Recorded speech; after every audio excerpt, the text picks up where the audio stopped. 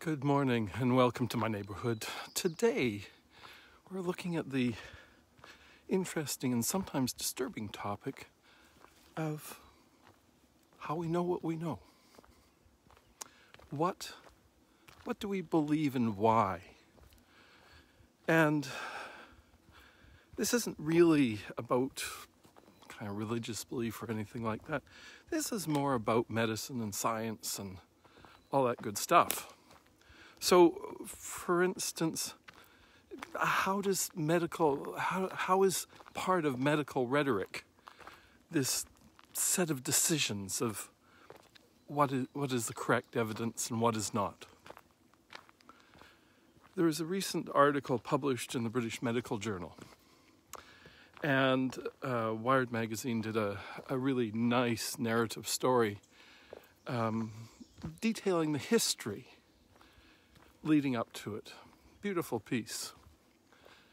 And I suggest you go read it because it's done as kind of a mystery story, but it highlights something really important.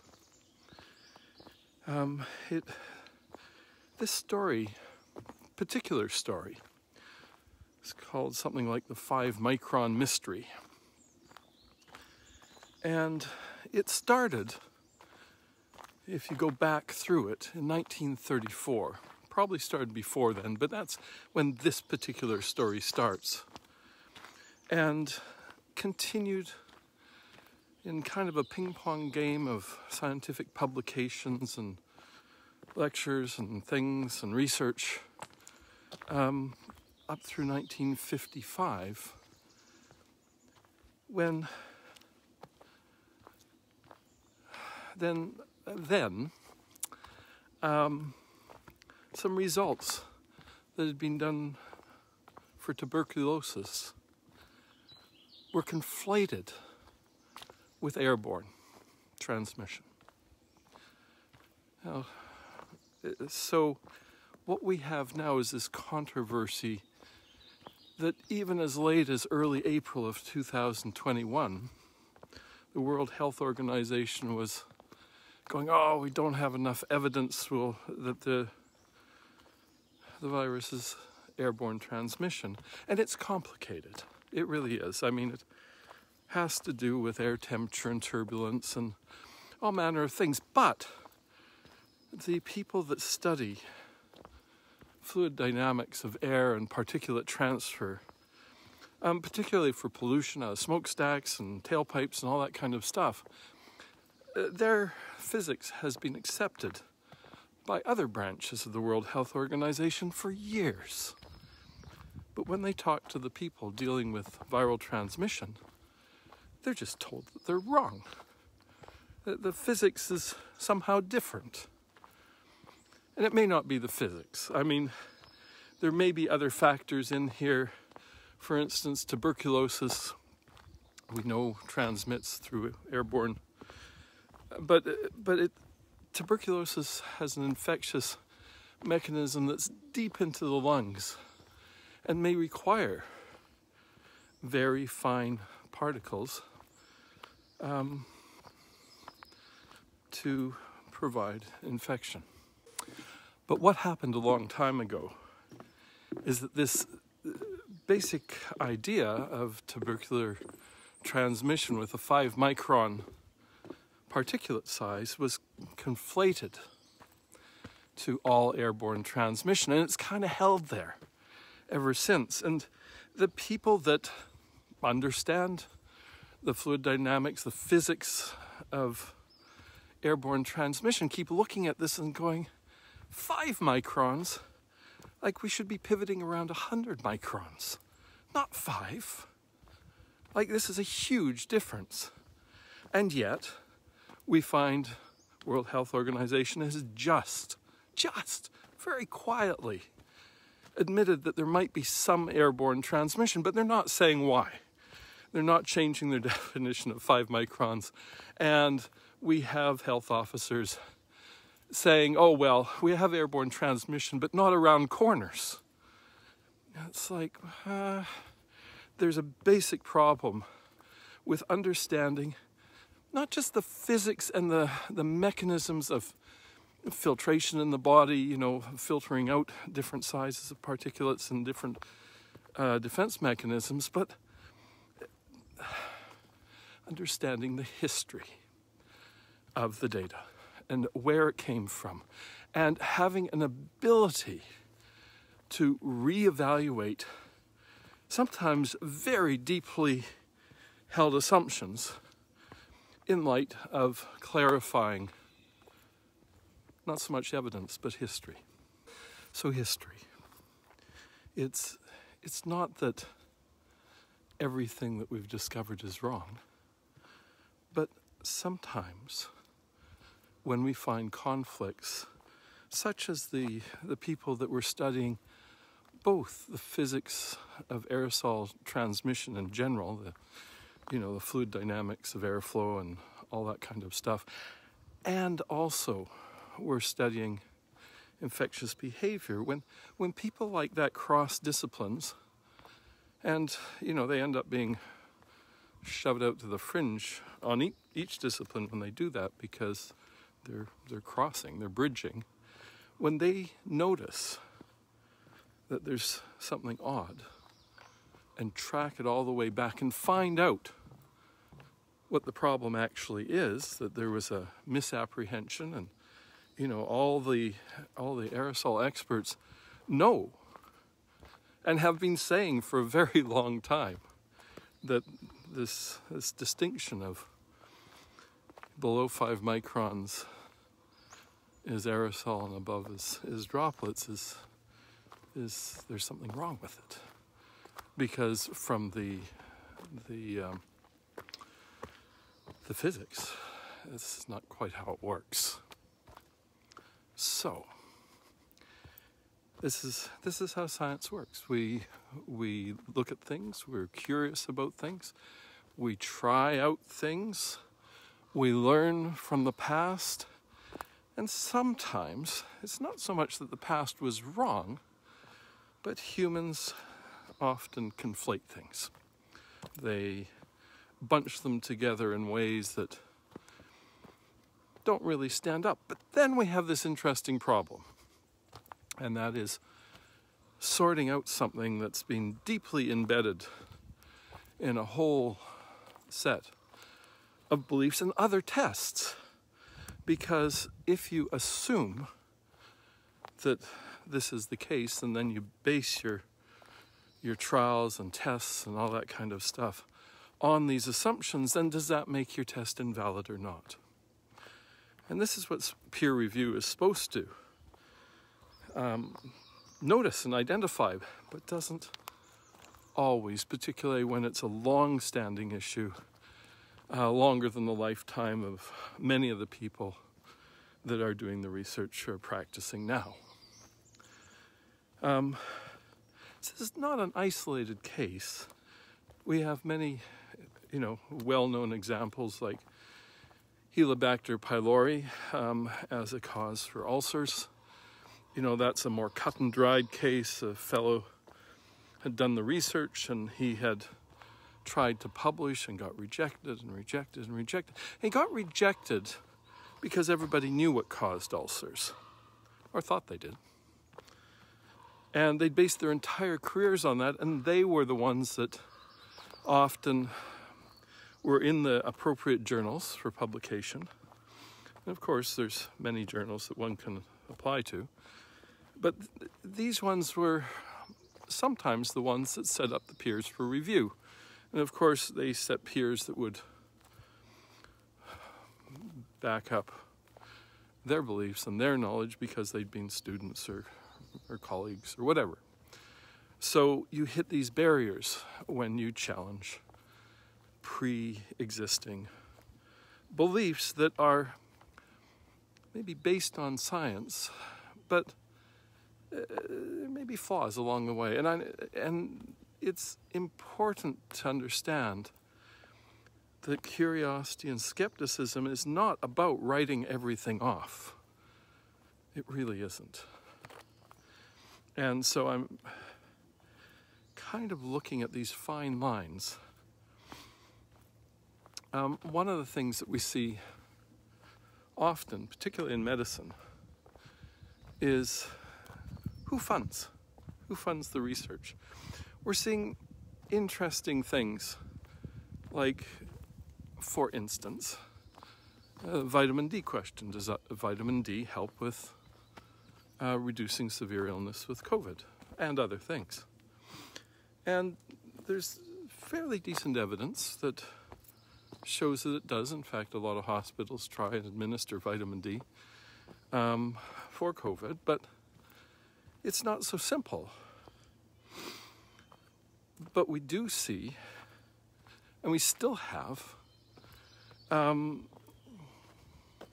recommendations for vitamin D that are often based on very old research designed to prevent rickets. Why hasn't it been updated? Well, vitamin C is generic. It's cheap. Nobody's going to make any money on it at all. So why would you put the large amount of money involved in doing very large trials in place when you can't sell anything? All you have to do is go out in the sunshine when your shadow's shorter than you are. Takes into account latitude, time of day, time of year, and 5 to 15 minutes aside full body exposure, and you're all good. Don't burn.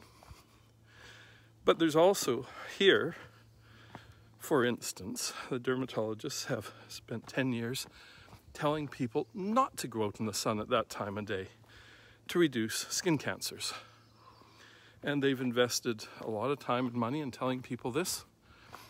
And there seems to be some backing up of this by all the other public health people, because there's this branch that's done this. But when this could be a potential small assist, perhaps, it seems silly not to encourage people to do it carefully, not to burn, not to damage their skin, and to get much more vitamin D, higher levels than they would with oral supplementation.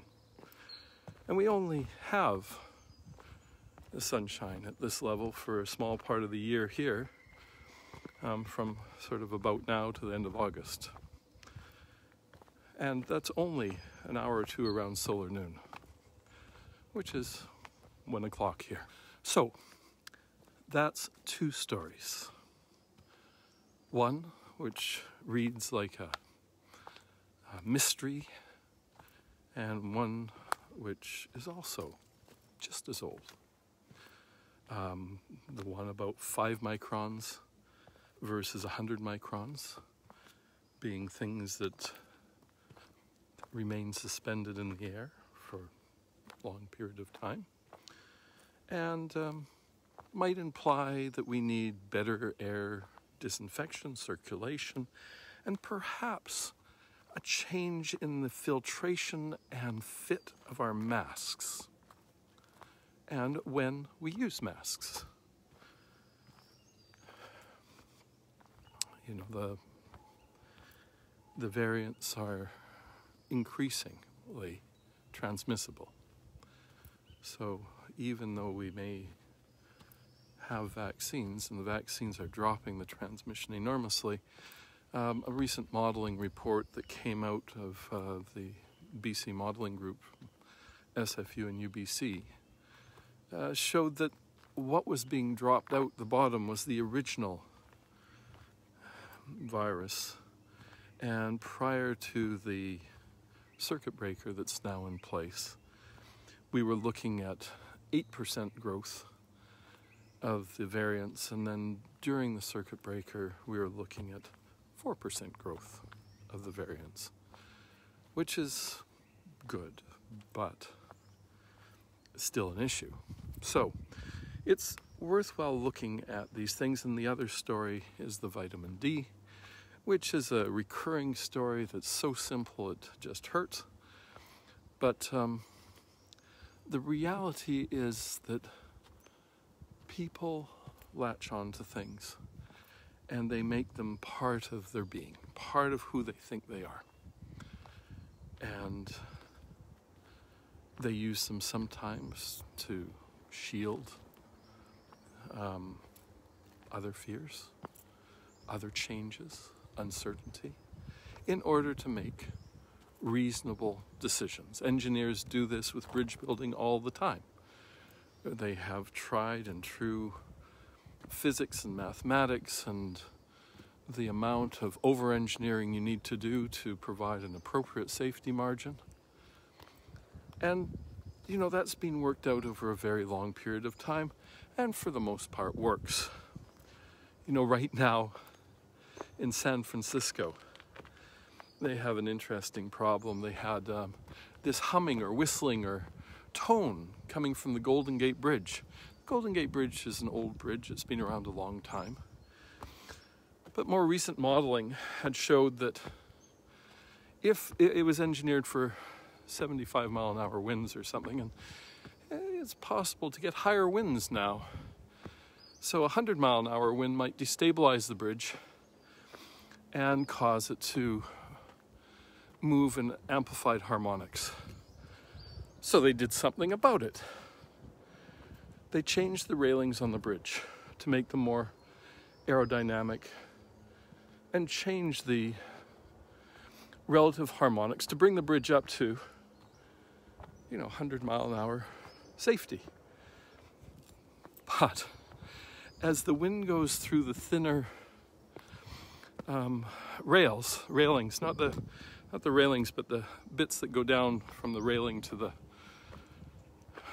the deck, they create sound when the wind is at a particular angle of attack and the wind is at a particular velocity.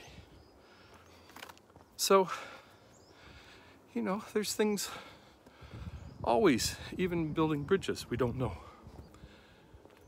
In medicine, they say it takes 15 years for something to go from research to practice.